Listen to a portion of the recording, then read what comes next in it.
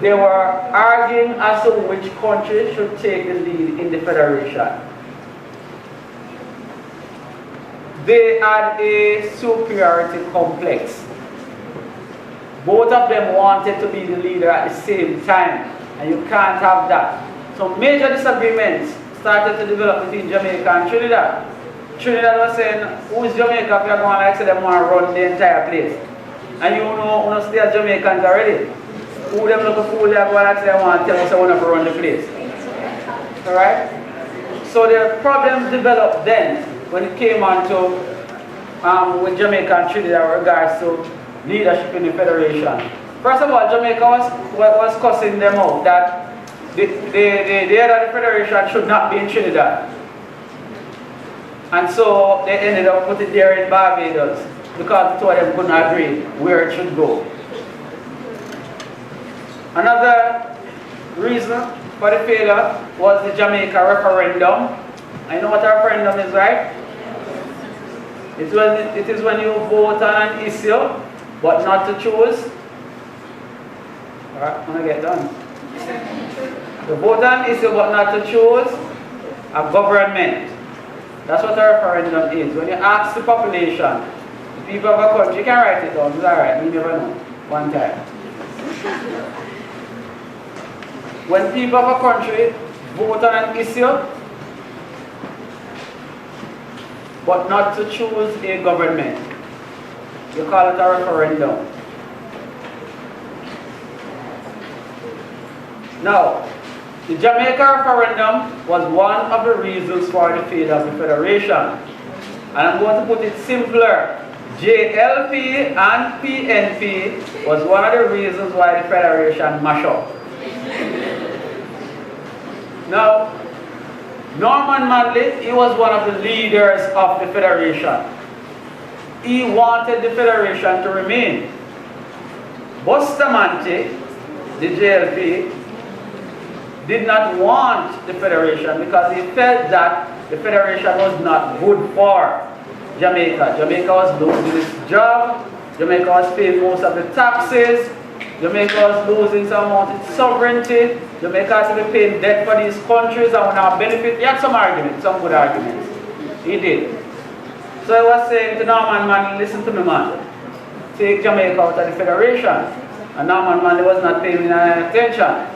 So he started agitating the people of Jamaica and he eventually forced Norman Manley to call a referendum, and Jamaicans voted, obviously you know what they would do, voted to leave the federation.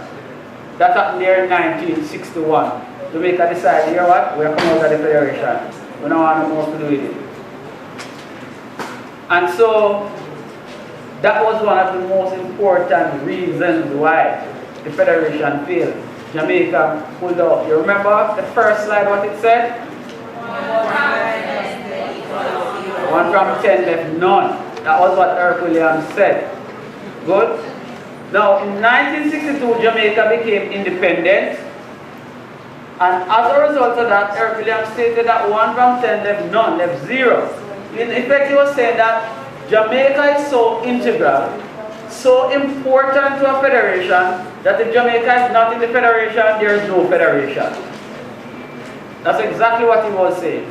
So when Jamaica declared their independence in 1962 and pulled out, shortly after Trinidad pulled out also. And Barbados and the others saw what was known as the small 8 or the little 8. So the federation ended there in 1962 because of all of these reasons. Now that small 8, it did not last also, because Barbados soon experienced the same problems that the rest of them are experiencing, and she cut. And these are some of the challenges that we are still facing for social study people in the Caribbean today with CARICOM and the CSME. These same problems posing problems, posing challenges for us to integrate. Now, that's the federation, that's the history of the federation, that's the history of the move towards integration. And as we had mentioned earlier, just looking back at the achievements of the federation, that the federation It facilitated the movement from colonialism to independence. So even though it failed, it was successful in some instances. One, the Federation was that bridge on which we walked from colonialism to independence, starting with Jamaica in 1962 and also in 1962 Trinidad and Tobago. Also, it gave us a stronger voice in dealing with international bodies and international organizations and countries. When we were in the Federation, we had a lot of strength. And it was on that basis that they formed CARIFTA later on, and it moved from CARIFTA to CARICOM. And within CARICOM now, you have a single market and economy. So you see where it laid the groundwork for further integration movement into the Caribbean. It brought about freedom of movement, which is going on now with CARICOM passport. It brought about economic integration, because we still have that. When CARIFTA created that free trade area, now it is CSME, and it allowed people from within the region to start ruling. Allowed us to start use our talents to our benefits. So the Federation indeed had its successes even though it failed. Any questions before we move on?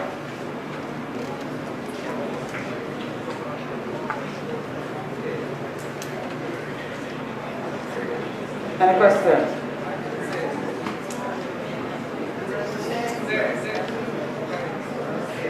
Yeah, man, you can stand and speak. Let us listen to him now, please.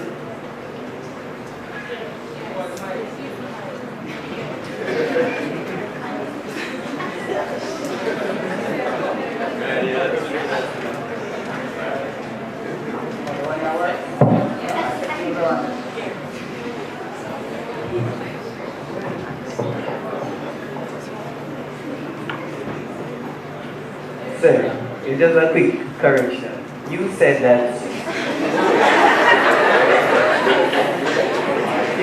that it was the PNP and JLP government that caused the failure of the Federation. That was absolutely wrong. It was strictly the PNP government, the JLP government that caused the failure of the Federation. I just want to point that out.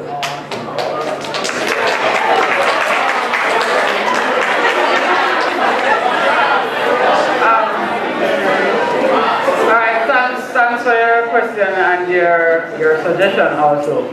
But I'll tell you that I am not the one who is wrong. The fact is that because these two leaders could not agree with regard to what was best for the country, that is what led to agitation among the people, and that is what led to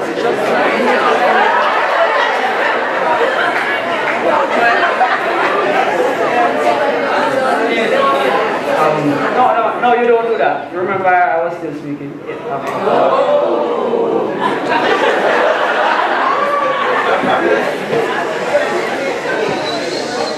Right. As I was saying, that is what led to disagreement among the people, and that is what led to the failure of the Federation. One of the reasons, note I said one of, there are several. If they could have agreed on the way forward, then they would have seen the long-term benefit of having a federation. So both of them must take the blame. And that is the main reason why Jamaica is so underdeveloped now, because we tend to love to cast the blame on one and not on both of them. And both of them is the problem, or are.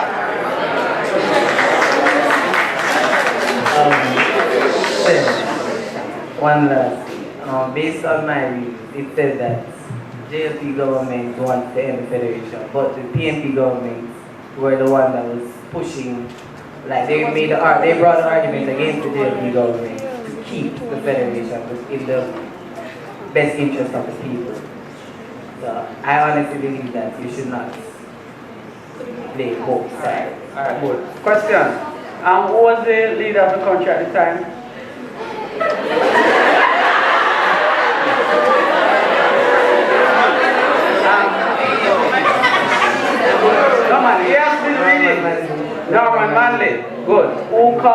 who called for the referendum?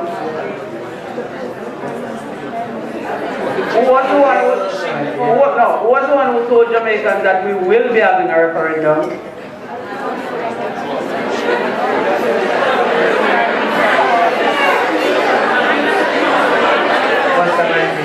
No, not Abdi. Norman Mante. He was the premier.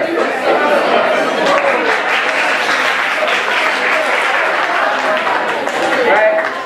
He had the power to say to Bustamante, listen, we will not be putting this thing to a referendum. We will be staying in the federation. He did not. He was weak. Just like what is happening today. But let us leave the politics. Good. Just a note. As persons who are doing history, and you should think about this carefully, do not take on this partisan thing, alright? It is not good for the country at all. It has been our main problem.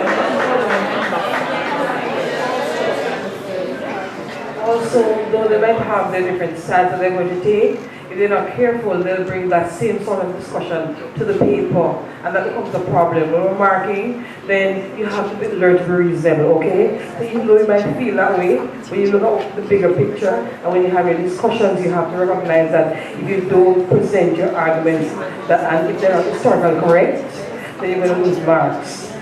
That's very, very important. Don't be clouded by your own personal judgment.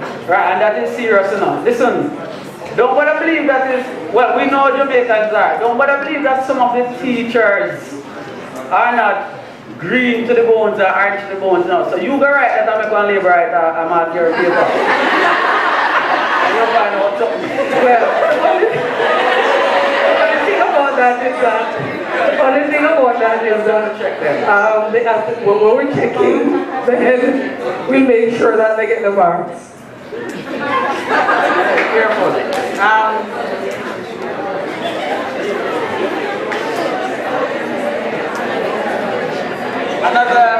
Alright, let us move. Any other questions before we move on? Alright, cool.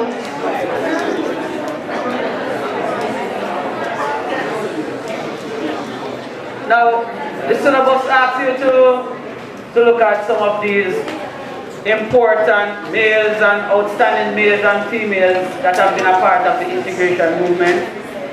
Now, these are some of them that you need to read about. Information is not that easy to find on the females, but you can do a website. There's this book known as and it has what? Important females of the Caribbean. Yes, that book. It can help you to find out a whole lot more about the females and their role in the integration movement in the Caribbean. But these are just some of them. We have been speaking about some of them so far. Eric Williams is one of such, Premier of Trinidad. Norman Manley was Premier and also Prime Minister of Jamaica. Grantley Adams, Barbados, Chetty Jagan.